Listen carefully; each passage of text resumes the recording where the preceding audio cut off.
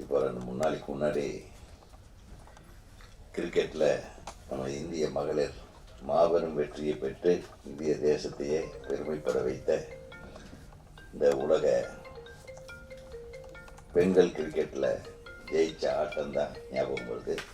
அவங்களுக்கு எல்லார் சார்பாகவும் ஒரு வாழ்த்துக்களை நம்ம தெரிவிச்சுக்கணும்.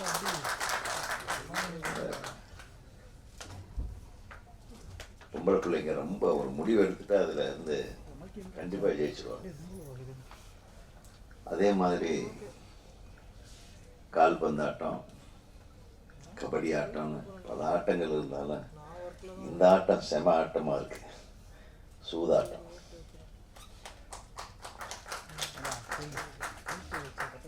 இந்த ஆட்டத்தில் ஜெயிச்சாலும் வாழ்க்கையில் தோத்துடணும், இந்த ஆட்டத்தில் தோத்தாலும் வாழ்க்கையில் தோத்துடணும். இந்த ஒரு ஆட்டத்துக்கு மட்டும்தான் அந்த மாதிரி ஒரு வித்தியாசமான ஆட்டம்.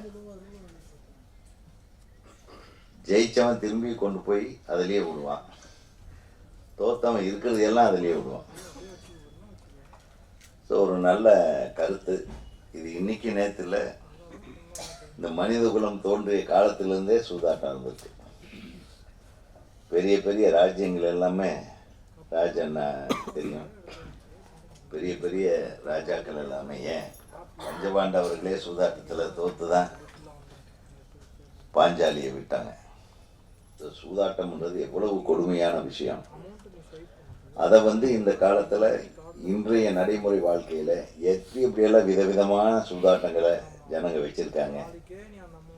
அதில் குடியும் ஒரு சூதாட்டம் தான் அப்படின்னு காட்டியிருக்காங்க. லாட்டரி இந்த மாதிரி நிறைய பேர் நிறைய இழந்திருக்காங்க. ஏன்னா எதில் இழந்தாலும் சம்பாதிச்சிருந்தா சூதாட்டத்தில் இழந்த வேணுமோ ஒன்றா தற்கொலை பண்ணிக்குவான், இல்லைன்னா தன்னைத்தானே அழிச்சுக்குவான், குடும்பத்தோடு போயிடுவான். இந்த மாதிரி கொடுமைகள் நடக்கிற விஷயங்களை, இந்த கொடுமைகளை எல்லாம் கலை தெரியும் வண்ணம் ஒரு நல்ல அறிவுரையை, ஒரு புத்திமதியை சொல்லும் அளவிற்கு ஒரு திரைப்படத்தை தயாரிக்க முன்வந்த தயாரிப்பாளருக்கு எனது மனமார்ந்த வாழ்த்துக்களை தெரிவித்துக் கொள்கிறேன். ஆனால் என்ன, அந்த சூதாட்டத்தை தயாரித்தவர் இவர் எடுத்தோடனே பொட்டுன்னு இவர் மண்டையில் போட்டு ஷூட் பண்ணுறது, அது காட்டும் போதே டப்புன்னு ஷூட் பண்ணுறாங்க. அப்படின்னா இதுக்கெல்லாம் தலைவனே இவர் தான் போட்டு. சூதாட்டங்களுக்கு தலைவர், தயாரிப்பாளர் தான் தலைவர். பையனே படம் எடுத்திருக்காப்புலன்றாரு. அவர் ரொம்ப நாளாக அப்பா மேலே இப்படி ஒரு கடுப்பில் இருந்திருக்கான் போட்டு. தம்பி எப்படியாவது ஒரு நாள் போட்டுருணுன்ட்டு சும்மா காமெடியாக சொல்கிறது. படத்துலையாவது சுற்றுவோமே அப்படின்ட்டு சுட்டிருக்காரு. நல்ல விஷயத்துக்காக சுட வச்சிருக்காங்க. இயக்குனர் யாருப்பா இங்கே? அப்படியா? சரி, இது இயக்குனர் இல்லாமையே இந்த உடம்பு சரியில்லையா? சரி, அவர் உடல்நலம் தேறி வரட்டும். இந்த படம் எல்லாமே நல்லா தான் பண்ணியிருக்காங்க. யதார்த்தமான கதைக்களம், யதார்த்தமான முகங்கள், ஒரு பெரிய நடிகர்கள் நடிகைகள் எல்லாம் இல்லாமல். ஆனால் ஒரு டான்ஸ் கொஞ்சம் நல்லா இருந்தது, செம்மையாக இருந்தது. என்ன ரொம்ப ரசித்து எடுத்துருக்கீங்க. ஏன்னா படத்தில் ஏதோ ஒன்று வேணுமில்ல. எப்பவுமே நல்ல அட்வைஸ் சொல்லும்போது சில நஞ்சு கலந்த விஷயங்களையும் சொன்னால் தான் அதை ரசிக்கும்படியாக கேட்பாங்க. இப்போ இந்த மேடையில் என்னை விட மூத்தவங்க எல்லாம் இருக்காங்க. ஆனால் குகநாத் அண்ணன், ராஜன் சார் முதல்ல பேசிட்டு போகிறதாக நானே சொல்லிவிட்டு இப்போ நம்மளையே முதல்ல பேச கூப்பிட்டதுக்காக நான் வருத்தப்படலை, சந்தோஷப்படுறேன். ஏன்னா ராஜன் சார், நான் உங்களை தான் பேச சொன்னேன். அதுக்கப்புறம் என்னை கூப்பிடுங்கண்ணே, முதல்ல என்னை கூப்பிட்டாங்க. சரி, இந்த சூதாட்டத்திலேயாவது நான் ஜெயிக்கிறேனே, சந்தோஷப்படுங்க. அப்புறம் தம்பி பேரரசு இருக்கார். அவருக்கு மிகப்பெரிய வருத்தம் என்னென்னா, ஒரு ஹீரோயின் கூட இந்த மேடையில் இல்லை. அவர் பொதுவாக அவர் வந்தாருன்னா ஹீரோயின்ஸ் எல்லாம் இருப்பாங்க, அவருக்கு பக்கத்தில் சீட்டு போடுவாங்க. நமக்கு எனது ஆழ்ந்த வருத்தத்தை தெரிவிச்சுக்கிறேன் தம்பி. அதே மாதிரி பல நோய்களை குணப்படுத்தும் ஒரு மிக அற்புதமான மருத்துவர் டாக்டர் ராஜ்குமார் அவர்கள் வந்திருக்காங்க. ஏன்னா அவர் ரொம்ப நாளாக தெரியும் எனக்கு. லைஃப் லைன் ஹாஸ்பிட்டல்னு வச்சுருந்தார். இப்போ அவர் அருமையான சேவைகள். இப்போ ஒரு நல்ல யூடியூப்பில் ஒரு நல்ல நல்ல விஷயங்களை பதிவிடுறாரு. அதையெல்லாம் பாருங்கள் நீங்கள். இந்த யூடியூப்பு அப்படின்னோடனே எனக்கு ஞாபகம் வருது. இப்போ தான் கொஞ்சம் நேரத்துக்கு முன்னாடி நான் பேசிகிட்டு இருந்தேன். இப்போ இந்த செல்ஃபோனில் டார்ச்சர் தாங்க முடியல. எல்லாம் நம்ம நண்பர்கள் தான் டார்ச்சர் பண்ணுறவங்க, வேறு யாருமே வெளியால் இல்லை. குடும்பத்துக்கு ஒருத்தன் கிளம்பிடுறான், காலையில் எழுந்திரிச்சோடனே குட் மார்னிங். அதுக்கப்புறம் அவன் எதை பார்க்குறானோ, அவன் படிக்கிறானோ இல்லையோ, அதை நம்மளுக்கு ஃபார்வேர்டு பண்ணுறதுல ஃபஸ்ட்டு கெட்டிக்காரனா இருக்கான். காலையில் எழுந்திரிச்சு பார்த்தா ஒரு 600-700 மெசேஜ். ஃபோன் வேலை செய்ய மாட்டேங்குது. நம்ம ஒவ்வொன்றையும் அழிக்கிறதுக்கே ரொம்ப லேட் ஆகுது. நான் திருப்பியும் சொல்கிறேன், இந்த குட் மார்னிங் எல்லாம் டெய்லி போட்டிங்கன்னா நம்ம தொடர்ந்து இந்த மாதிரி போட்டே இருக்காங்க. தெரிஞ்சவன், நண்பன், எல்லாருமே வேலையே தான். யாரோ ஒருத்தர் பெரிய ஒரு கட்டுரை ஒன்று எழுதியிருப்பான், அந்த தலைப்பு மட்டும் படிச்சுட்டு அப்படியே ஃபஸ்ட்டு நம்மளுக்கு போட்டுறதுல அப்படியே ஒரு சந்தோஷம். நம்மளை டார்ச்சர் பண்ணுறதுன்னு முடிவெடுத்து இவனை எப்படிடா பண்ணுறது அப்படின்றது. நமக்கு இதய நோய் வர்றதுக்கு நீங்கள்லாம் காரணமாக இருக்கீங்க நண்பர்களே. தயவு பண்ணி இதை பண்ணாதீங்க. ஏன்னா கொஞ்ச நாளைக்கு முன்னாடி ஒரு சின்ன நிகழ்வு நடந்தது. இந்த மாதிரி சில தம்பிகள் போட்டுக்கிட்டே இருந்தாங்க. நான் எடுத்த உடனே அந்த நம்பர்கள் நமக்கு மனப்படமாயிருது இல்லையா, கரெக்டாக ஒவ்வொன்றா பண்ணிட்டு டோட்டலாக டிலீட் பண்ணி விட்டேன். இப்படியே பண்ணிகிட்டு இருப்பேன். ஒரு நாள் போட்டிருக்கேன், டிலீட் பண்ணிட்டேன். கடையில் பார்த்தா அவனுக்கு ரொம்ப உயிருக்கு போராடிட்டு இருக்கானே, எனக்கு உதவி வேணும்னு கேட்டிருக்கான். இதிலிருந்து என்ன தெரியுது, தேவையில்லாமல் ஒரு நண்பருக்கோ அல்லது குடும்பத்தினருக்கோ தேவையில்லாத நேரங்களில் தேவையில்லாமல் டெய்லி காலையிலேருந்து நீ குட் மார்னிங் சொல்லன்னா அவனுக்கு குட் மார்னிங்கே வராதா சொல்லுங்கள். அதை அழிச்சிட்டான்னு வைங்க, அப்புறம் நீங்கள் எப்பாவது ஆபத்துலேயோ ஒரு பிரச்சனையிலையோ மாட்டும்போது நீங்கள் அனுப்புகிற ஒரு குறுஞ்செய்தியை அவன் படித்து பார்க்காமையே அழிச்சிடுவான். இதுதான் இன்றைக்கி நான் சொல்ல போகிற மிகப்பெரிய செய்தி. அப்புறம் நான் கண்டுபிடிச்சி அந்த தம்பியை மருத்துவமனையில் அட்மிட் பண்ண வச்சேன் என்பது உங்களுக்கு சொல்லிக்கொள்ள ஆசைப்படுது. சின்ன சின்ன விஷயங்கள் தான் நம்ம வாழ்க்கையில் மிகப்பெரிய தப்புக்கு, மிகப்பெரிய விளைவுக்கு காரணமாயிரும். தயவு பண்ணி டெய்லி குட் மார்னிங் போடுறதா, தேவையில்லாத விஷயங்களை, நீங்களே படிக்க போர் அடிக்கிற விஷயங்களை அடுத்தவங்களுக்கு ஃபார்வேர்டோ பண்ணாதீங்க. உண்மையாகவே டாக்டர் ராஜ்குமார் சாருக்கு முதல்ல நான் யாருன்னு நினச்சிட்டு முதல்ல அழிச்சிட்டேன். அதுக்கப்புறம் ஒரு மேட்டர் சொல்லியிருந்தார் மருத்துவ சம்பந்தமாக, அருமையாக இருந்தது. அதுலேருந்து நான் அதை டெய்லி அவர் அனுப்பும் போதெல்லாம் நான் அதை ஃபாலோ பண்ண ஆரம்பித்தேன். நான் ரொம்ப வருஷம் ஆச்சு நான் அவரை பார்த்து. ஆனால் அவர் என்னுடைய வாட்ஸ்அப் குரூப்பில் இருக்கார். எதுக்கு சொல்ல வரேன்னா, உலகத்தில் எவ்வளவோ நல்ல விஷயங்கள் இருக்கு. நல்ல விஷயத்தை தொடர்ந்து நம்ம ஃபாலோ பண்ணுங்க. சூதாட்டத்தை பாருங்க, சூதாட்டம் ஆடாதீங்க. இந்த ஆட்டத்தை நம்ம பார்க்கறதுக்காக படைத்த அனைத்து தொழில்நுட்ப கலைஞர்களுக்கும், தயாரிப்பாளருக்கும், இந்த படத்தை விநியோகம் செய்ய போகிறவர்களுக்கும், படத்துக்கு தியேட்டர் கொடுத்து இந்த படத்தை வெற்றி படமாக மாற்ற இருக்கிற தியேட்டர் அதிபர்களுக்கும் எனது மனமார்ந்த வாழ்த்துக்களையும் நன்றிகளையும் கூறி, இந்த படத்தை பற்றி நல்லா எழுதுங்க. இன்னைக்கு நாட்டுக்கு இது ரொம்ப தேவையான ஒரு டைட்டில். இந்த சூதாட்டம் எல்லாத்துலேயும் தான் சூதாட்டம். அரசியலில் சூதாட்டம், ஆளுமையில் சூதாட்டம், ஈவன் மருத்துவத்தில் சூதாட்டம். மருத்துவத்தில் இருக்கிற சூதாட்டம் என்னை விட அவருக்கு நல்லா தெரியும். தெரியாதனமாக அதாவது வாழ்க்கையில் இன்னொரு விஷயத்தை, முக்கியமான விஷயத்தை சொல்லிக்கிறேன். ஒவ்வொருத்தருக்கும் நல்ல நண்பர்கள் இருக்கிறார்களோ இல்லையோ அதை பற்றி கூட கவலைப்படாது. ஒரு நல்ல மருத்துவரை நண்பராக வைத்துக் கொள்ளுங்கள். ஒரு நல்ல மருத்துவர் உங்களுக்கு நண்பராக இருந்தால் நீங்கள் பெரிய சிக்கல்ல இருந்து உங்களை காப்பாற்றிக்கலாம். இது என்னுடைய வாழ்க்கையில் தினந்தோறும் சந்திச்சுக்கிட்டு இருக்கிற விஷயம். நல்ல மருத்துவர்கள் சொல்கிறேன் இல்லையா, உங்கள் மேல் பாசம் வைத்துள்ள ஒரு மருத்துவரை நண்பராக வைத்து கொண்டால் உங்களுக்கு நிறைய நன்மைகள் கிடைக்கும். அது நல்ல ஆட்டம். என்ன, தப்பாக அவசரப்பட்டு பக்கத்தில் ஒரு ஹாஸ்பிட்டலில் போய் நுழைஞ்சிட்டேன்னு வைங்க, அது சூதாட்டத்தை விட மோசமான ஆட்டமாக இருக்கும். ஆக இதெல்லாம் பேசக்கூடியவங்க நிறைய பேர் இருக்கிறதுனால இந்த படம் மிகச்சிறந்த படமாக வந்திருக்கிறது என்பதை பார்த்தாவே தெரியுது. எல்லாம் புதுசாக இயல்பான கதாபாத்திரங்களை வைத்து எடுத்திருக்கிற அந்த இயக்குனருக்கு எனது மனமார்ந்த வாழ்த்துக்களை தெரிவித்துக் கொள்கிறேன். உதவி இயக்குநர்களுக்கும் ஒளிப்பதிவாளருக்கும். இசையமைப்பு நல்லா நடந்தது, நல்லா பிரமாதமாக இருந்தது. இன்னொன்று நெத்தி அடியாக இருந்தது சவுண்டெல்லாம். பாட்டு நல்லா போட்டிருக்கீங்க தம்பி, வாழ்த்துக்கள் உங்களுக்கு. பாடலாசிரியருக்கும் மற்றும் இந்த படத்தின் கதை, திரைக்கதை, வசனம் எழுதிய அனைவருக்கும் எனது மனமார்ந்த வாழ்த்துக்களை தெரிவித்துக் கொண்டு நன்றி கூறி விடைபெறுகிறேன். உதயகுமார் சார் வந்து இசையமைப்பாளர் பற்றி சொன்னார். அந்த இசையமைப்பாளர் யாருன்னா எஸ்பி வெங்கடேஷ், சங்கீதராஜனுங்கிற எஸ்பி வெங்கடேஷோட பேரன். அவரோட முதல் பையன் கோபாலோட மகன் அவர் வந்து இவருக்கு 2வது படம் இப்போ ரிலீஸ் ஆகுது. இன்னொரு 3 படம் அடுத்து பண்ணிகிட்டு இருக்கிறாரு.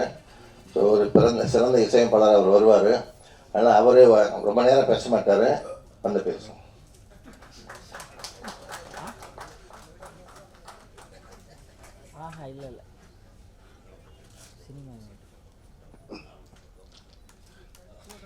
எனக்கு அந்த அளவுக்கு பேச தெரியாது, நர்வஸ் கொஞ்சம் ஜாஸ்தி. ஸோ இந்த படத்தை என்னை சஜஸ்ட் பண்ணது அருண் சாருக்கும், அப்புறம் டைரக்டர் சாருக்கும், ப்ரொடியூசர் சாருக்கும் நன்றி. அப்புறம் என் குரு எங்கள் எஸ்பி வெங்கடேஷ் அவருக்கும் நன்றி. அண்டு எல்லோரும் தேட்டரில் போய் சப்போர்ட் பண்ணுங்கள். மேக்ஸிமம் ஆர்ஆர் தான் நம்ம ஃபோக்கஸ் ஜாஸ்தி பண்ணியிருக்கோம். அப்புறம்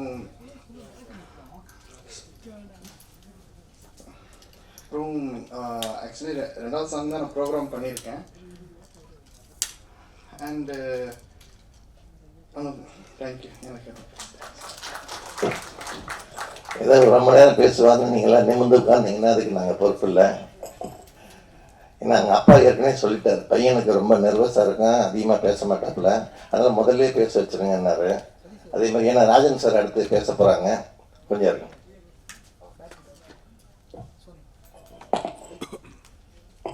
நடிகர், இயக்குனர், தயாரிப்பாளர், கதாசிரியர், விநியோகஸ்தர்கள் என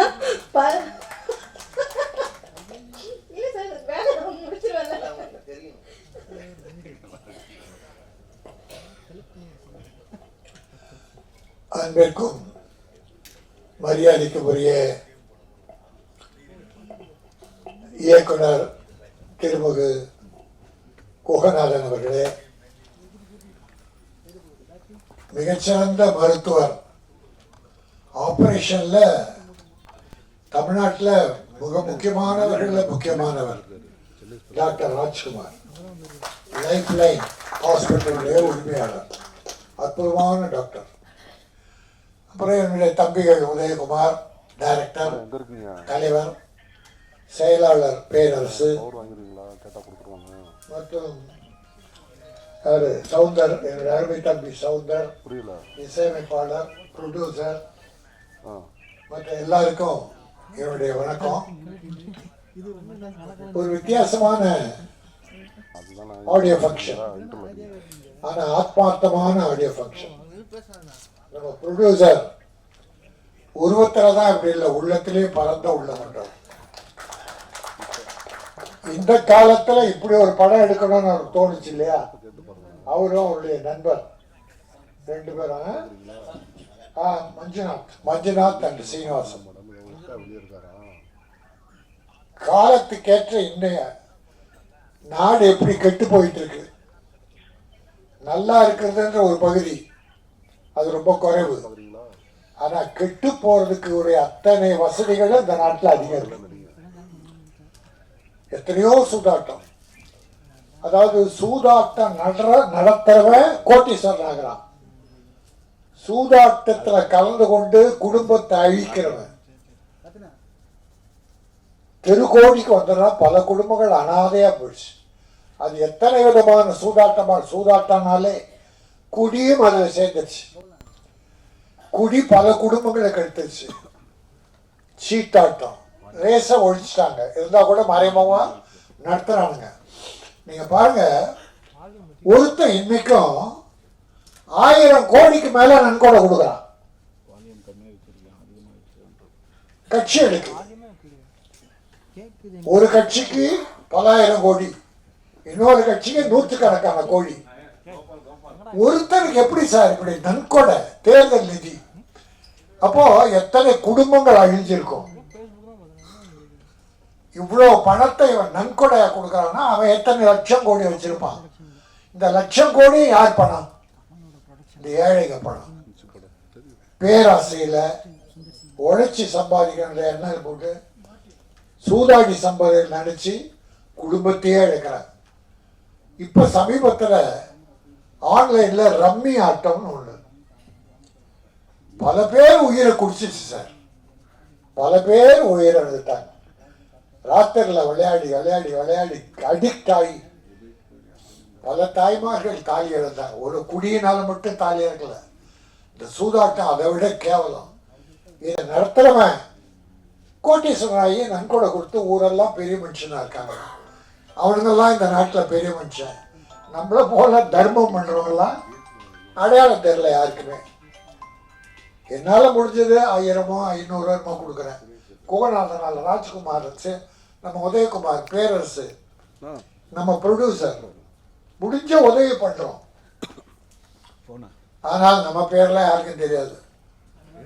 கோடிக்கணக்கா கொடுக்கிறவன், கொள்ளை அடிக்கிறவன், கலப்படம் பண்றவன், அதை வாங்குறான் பாருங்க லஞ்சம். அரசு அதிகாரி, காவல்துறை, அரசியல்வாதி, இவங்கெல்லாம் என்னுடைய வாயால சொல்ல விரும்பல. ஒரு காலத்தில் அவங்க கேடுகிட்டு போவாங்க. இந்த மாதிரி விஷயத்த இந்த 1 2 3ன்னு ஒவ்வொரு கேடு என்னென்ன சூதாட்டத்தில் எதெல்லாம் குடும்பத்தை அழிக்குதுன்னு அது ஒன்று போட்டிருந்தார் டைரக்டர். நல்லா இருந்தது. ட்ரெய்லரில் 1 2 3ன்னு வகுத்து போட்டுருந்தார். இதையும் தாண்டி நிறைய இருக்கு. அதனால இந்த சூதாட்டம் என்பது, குடியாட்டம் என்பது, மக்கள் இங்கெல்லாம் நல்ல மக்கள், நான் இவங்க சொல்ல வேண்டியதில்லை. ஆனால் யூடியூப் மூலமா இந்த செய்தி பரவுது இல்லையா, நாடு பூரா என் சகோதரர்கள் அவங்க எல்லாரும் பார்த்து இந்த சூதாட்டத்தை ஒழிச்சிட்டு குழந்தைகளை நல்லா படிக்க வச்சு அப்பா அம்மாவை காப்பாற்றி இருந்தால் வாழ்க்கை நல்லா இருக்கும். தாய் தந்தை தான் முதல் தெய்வம். இந்த தாயின் தந்தையை காப்பாற்றுறவங்கெல்லாம் நல்லா இருப்பாங்க. நீங்கள் சூதாடுற அந்த பணத்தை தாய் தந்தைக்கு அவங்க சாப்பாடு போட்டு மருந்து வாங்கி கொடுத்தீங்கன்னா அந்த புண்ணியம் காலமெல்லாம் இருக்கும் என்பதை இந்த சூதாட்டம் படத்தின் மூலமாக தம்பி டைரக்டர் சசி சுந்தரம் நல்லா பண்ணியிருக்கார். நடிச்சவங்கெல்லாம் கூட இயற்கையா நம்ம கிராமத்தில் இருக்க மாதிரி, நம்ம குடும்பத்தில் ஒருத்தர் மாதிரியே இருந்தாங்க. மியூசிக் தம்பி ரெண்டு பாட்டு, ஒன்று மஜா பாட்டு, நம்ம உதயகுமார் ரொம்ப ரசிச்சு அதை பாராட்டினார். தேவை, வேற வழி இல்லை. எல்லா மக்களையும் கவரணும்னா அப்படிப்பட்ட ஒரு பாங்கு வேணும். ஒரு லவ் சாங், ரெண்டுமே நல்லா இருந்தது. தம்பி உங்களுக்கு நல்ல எதிர்காலம் இருக்கு. என்னுடைய தம்பி விஜய் முரளி, அவன் யார் ஒருத்தரை கூப்பிட்டு பாராட்டானோ அவங்களுக்கு ஏதாவது ஒரு எதிர்காலம் இருக்கும். அப்படிப்பட்ட அருமை தம்பி விஜய் முரளிக்கும் மற்ற அத்தனை பேருக்கும் என் உடம்புல நன்றி சொல்லி, சூதாட்டம் என்பது நம் வாழ்க்கையில் இருக்கவே கூடாது. யாருடைய வாழ்க்கையிலும் இருக்கக்கூடாது. உழைப்பால் உயர்வோம். உழைப்பு தான் ஒவ்வொருவரையும் காப்பாற்றும், குடும்பத்தை காப்பாற்றும். ஆகவே உழைப்போம், உயர்வோம், மற்றவர்களையும் உயர வைப்போம், வாழ வைப்போம். இந்த படம் வெற்றி பெற்று ப்ரொடியூசரை வாழ வைக்கணும். அவர் அடுத்து படம் தயாரிக்கணும். என்னுடைய வாழ்த்துக்கள். நன்றி, வணக்கம்.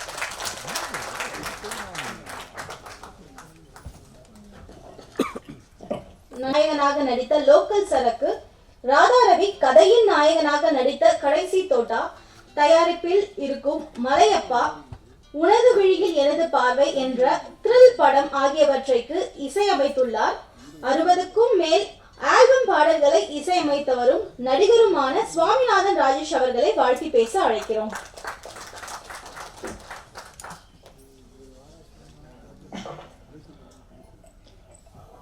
நான் மேடையில் இருக்கும் அத்தனை பெரியவர்களுக்கும் என் மனமார்ந்த நன்றி தெரிவித்து,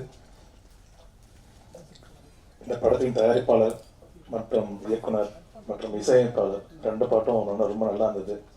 உங்களோட ப்ரோக்ராம் நல்லா இருந்தது, பெஸ்ட்டு. நான் இன்னும் எக்ஸலண்ட்டாக பண்ணுவேன் நம்பிக்கை இருக்குது. மேலும் இங்கே இருக்கும் திரு கே ராஜன் சார், என்னோட படத்துக்கு எல்லா படத்துக்கும் அப்பா வந்து கன்ஃபார்மாக வந்து அந்த ஆடியன்ஸ் வந்துடுவார் என்னோட படத்துக்கு. அவருக்கு நன்றி சொல்கிறேன். ரெண்டாவது குருநாதன் சார், எம்ஜிஆர் காலகட்டத்திலேருந்து ஒரு பெரிய மிக சிறந்த ஒரு கதை வசனம் மற்றும் இயக்குனர் அவர் இந்த மேடையில் பார்த்து ரொம்ப சந்தோஷம். மற்றும் எனக்கு பிடிச்ச பாடல் முத்துமணிமாலை, அந்த பாடல் அண்ணன் உதயகுமார் அண்ணன் வந்து சந்தோஷம். மேலும் பேரரசு அண்ணன், என்னோட அருமை சகோதரர், அவருக்கு நன்றி சொல்லி, மேலும் எங்களோட அருமை சகோதரி, அவங்களும் டாக்டர் தான், ப்ரொஃபஸர். அதனால் அவங்களால தான் இந்த நிலைமையில் நான் இருக்கேன்னு அவங்க எல்லாருக்கும் ப்ரெஸ் மீடியா தெரியும். அவங்க பேர் டாக்டர் பத்மா. அந்த same life line hospital mister Rajkumar sir, ஏன்னா அவரோட வீடியோஸ்லாம் நிறையா பார்ப்பேன். இப்போ பேசியிருந்தேன் அவர்கிட்ட, என்னோட அசிஸ்டன்ட் டாக்டர்னு சொல்லும்போது அவர் ரொம்ப ஹாப்பியாக இருந்தார், ரொம்ப சந்தோஷம். அப்புறம் இந்த படத்தோட ப்ரொடியூசர், அவர் வில்லனாக நடிச்சிருக்காருன்னு சொன்னாங்க. அண்ணன் சொன்னாப்புல லாஸ்ட் ஷாட்டில் அந்த அவர் தான் வந்து வில்லன் நான் நினைக்கிறேன். அதனால் இந்த மேலும் இந்த படம் வெற்றியடைய வாழ்த்துக்கள். மேலும் என்னை இந்த விழாவுக்கு அழைச்ச திரு பிஆர் அவர்கள், மிஸ்டர் விஜயமொழி சார், சத்யா அண்ணன். அதே மாதிரி இன்றைக்கி சிறு படங்களுக்கு பார்த்தீங்கன்னா போஸ்ட் ப்ரொடக்ஷன் தான் ஒரு படத்தோட மெயின் டாஸ்க்காக. ஏன்னா அங்கே தான் பட்ஜெட், ஒரு ப்ரொடியூசர் வந்து ஸ்டக் ஆகிறாங்க, எவ்வளோ பண்ணலாம், பேலன்ஸ் எவ்வளோ இருக்கும். ஏன்னா என்னோடய அனுபவம்னால சொல்கிறேன். அந்த போஸ்ட் ப்ரொடக்ஷனில் நாங்கள் ஒரு ப்ரொடியூசர் வந்து எப்படியா நல்ல குவாலிட்டியாக ரிலீஸ் பண்ணணும், அந்த இடத்துல பட்ஜெட் இருக்குன்னா மிஸ்டர் அருண் சாய் ஸ்டூடியோ. ஏன்னா அவர் வந்து என்னோட அருமை சகோதரர்.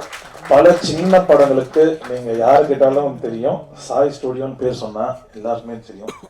அதனால் என்னோட அருமை சகோதரர் அவரும் என்னை இந்த விழா கழிச்சதுக்காக ரொம்ப நன்றி தெரிவித்து, மேலும் இந்த 2 பாட்டு ரொம்ப எக்ஸலண்ட்டாக வந்திருக்கு. இந்த சூதாட்டம் படம் மாபெரும் வெற்றியை நான் இறைவனை வேண்டிக்கிறேன். ரொம்ப நன்றி. தேங்க்யூ.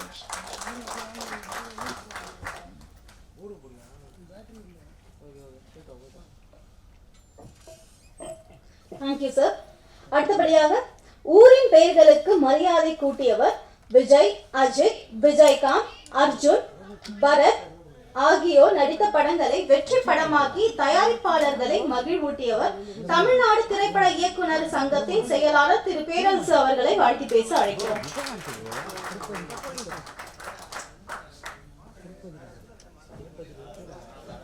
பேரரசு சார் பேசுறதுக்கு முன்னாடி நம்மளுடைய கெஸ்ட் எல்லாம் கொஞ்சம் சீக்கிரமா போகணும் அப்படிங்கிறதுக்காக இப்போ வந்து நம்மளுடைய ஆடியோ லான்ச் வந்து பண்ணிடலாம்.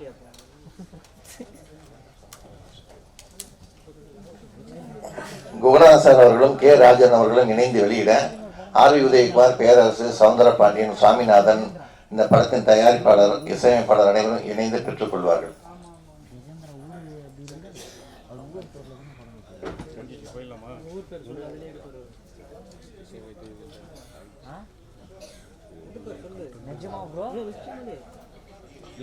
சிடி ரிலீஸ் பண்ண உடனே மீடியாக்கெல்லாம் கிளம்பிடாதீங்க. அடுத்து கொஞ்சம் கண்டென்ட்.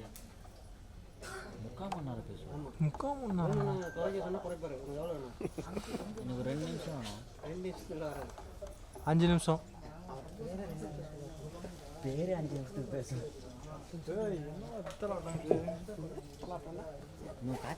தாய் பாசத்தை கூட அரசியலாக்கினது சூதாட்டம். உலகத்துல விற்க முடியாதது, வாங்க முடியாதது, கொண்டாடப்பட வேண்டியது, மறக்க முடியாதது, மனிதநேயம் நிறைந்தது, பாசம், பற்று, இதெல்லாம் நிறைந்தது தாய்ப்பாசம் மட்டும்தான். ஆனா அந்த தாய்ப்பாசத்தையே அரசியலாக்கினது சூதாட்டம். ஒரு நிமிடம் சிந்தித்து பாருங்க, கர்ணன் யாரு? கர்ணன் எவ்வளவு நல்லவன்னு நாம பேசுறோம். ஆனா அந்த கர்ணன் அவையில இருக்கும் போதுதான் திரௌபதியோட துகில் உரியப்படுது. கர்ணன் பார்த்து கொண்டிருந்தான். அருமையான ஒரு மகன், நல்ல கொடையாளி. கர்ணனை பற்றி சொல்ல வேண்டுமானால் எவ்வளவு வேண்டுமானாலும் சொல்லலாம். நட்பின் அடையாளம், அப்படி எவ்வளவோ சொல்லலாம். ஆனால் அவனுக்கு தெரியாதது ஒன்றுதான், தன் தாய் யார், இது தெரியாது. ஆனால் அவன்கிட்ட இருந்த வேதனை எல்லாம் ஒண்ணுதான். அந்த ஒண்ணுதான் அவனை கெட்டவனாக்கிச்சு. இப்ப குந்தி தேவிக்கு தெரிஞ்சு போச்சு, தன் மகன் தான் கர்ணன். வர்றா, பார்க்கறதுக்கு வர்றா. வந்து எல்லாம் பேசுறா. பேசிட்டு கடைசி என்ன கேட்டா? 2 வரம் கேட்டா. ஒன்று, நீ நாகாத்திரத்தை 2வது தடவை பிரயோகிக்க கூடாது. ஏன்னா நாகாத்திரத்தை அவன் விட்டா அர்ஜுனன் செத்துருவான். அதனால ஒரு தடவை தான் யூஸ் பண்ணணும். கேட்கறது யாரு? தாய். மகன் தாயை பார்த்த மகிழ்ச்சியில இதை பெருசா நினைக்கல, சரின்னு சொல்றான். 2வது, நீ 5 பேர்ல இவங்களை கொல்லக்கூடாது. இந்த தாய் எப்படிப்பட்ட தாயா இருக்கணும்? அவ நல்லவளா கெட்டவளா? மகன்கிட்டயே சத்தியம் வாங்குறான். அவ போறா, அவ காதுல கேட்கிற மாதிரி ஒரு வசனம் சொல்றான். அதுதான், அன்னையே உன்னை கூட ஒரு அரசியல் தாயாக்கி விட்டார்கள், உன்னை வைத்து கூட அரசியல் பிளே பண்ணி விட்டாங்க அப்படின்னு சொல்றான். இத காதுல விழுது தாய்க்கு. நின்று திரும்பி பார்க்கிற, ஆனா பதில் சொல்ல முடியல, போயிடுறா. தாயை கூட தகாத ஒரு அரசியல்வாதி ஆக்குற இடம் எது? சூதாட்டம். அந்த சூதாட்டம் ஏன் நடந்துச்சு? எதனால நடந்துச்சு? தெரியாதவங்க நிறைய பேர் இருப்பாங்க. அதுக்காக ஒரே ஒரு வரியில சொல்றேன். காந்தார் அந்த நாட்டுக்கு போய் அந்த நாட்டை அழித்து அந்த நாட்டு மன்னர்களை எல்லாம் சிறைப்பிடித்து அவர்கள் யாரும் வழங்கக்கூடாது, அவருடைய வம்சமே இருக்கக்கூடாதுன்னு பண்ணியவர் தான் பீஷ்மர். அந்த பீஷ்மருடைய குடும்பத்தை, குலத்தை நாசம் பண்ணிய தீர்வேன் அப்படி என்று கிளம்பியவன் தான் சகுனியோட அப்பா.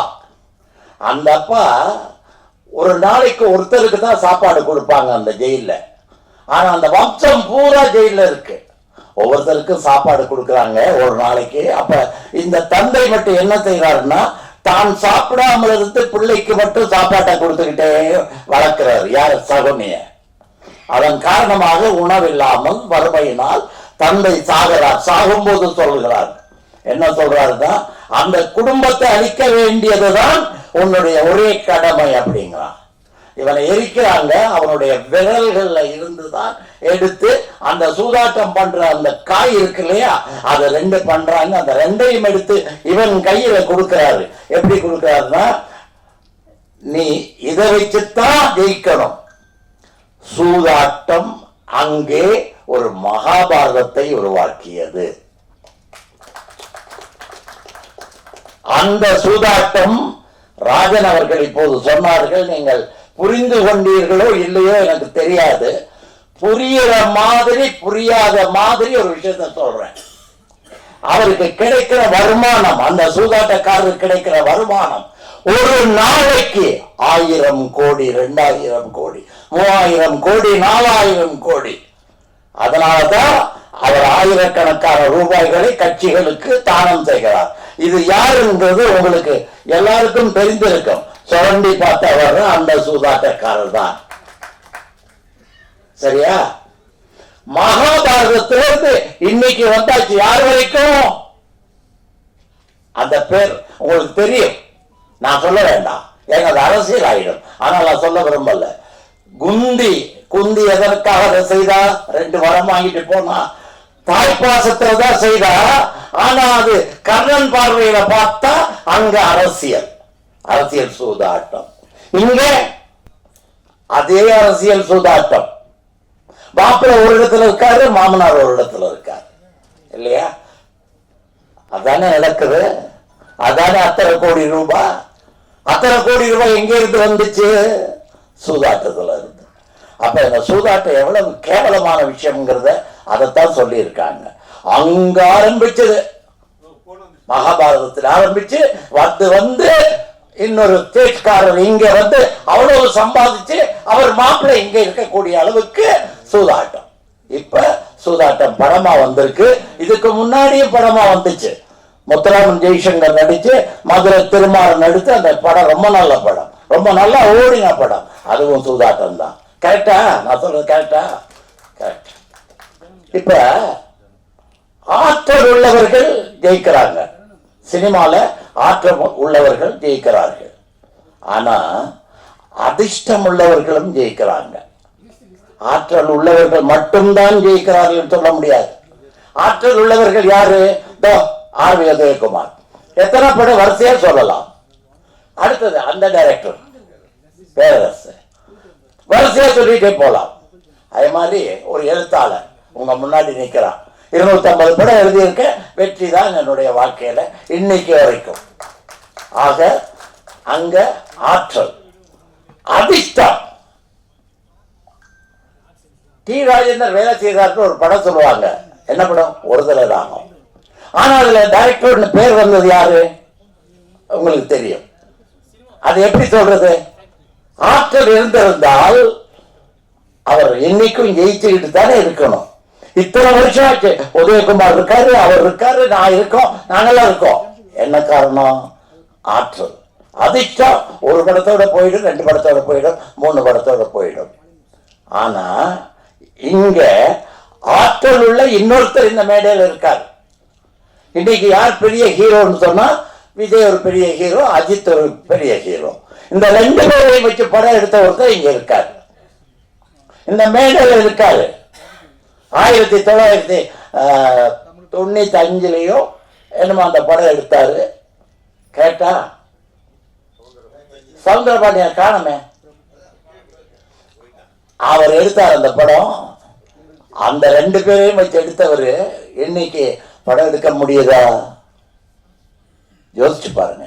அதனால யாருமே தயவு செய்து சூதாட்டம் ஆடாதீங்க, சூதாட்டத்துக்கு போகாதீங்க. சூதாட்டம் செய்யறவங்களை விலக்கி வையுங்க, விலக்கி வச்சிருங்க. வேண்டாம். பல கோடியை கொடுத்து ஒரு கட்சியை விலைக்கு வாங்குற அளவுக்கு சூதாட்டம் இன்னைக்கு இருக்கு நாட்டுல. அப்படிப்பட்ட சூதாட்டத்தை படமா சொல்லி இருக்காங்க.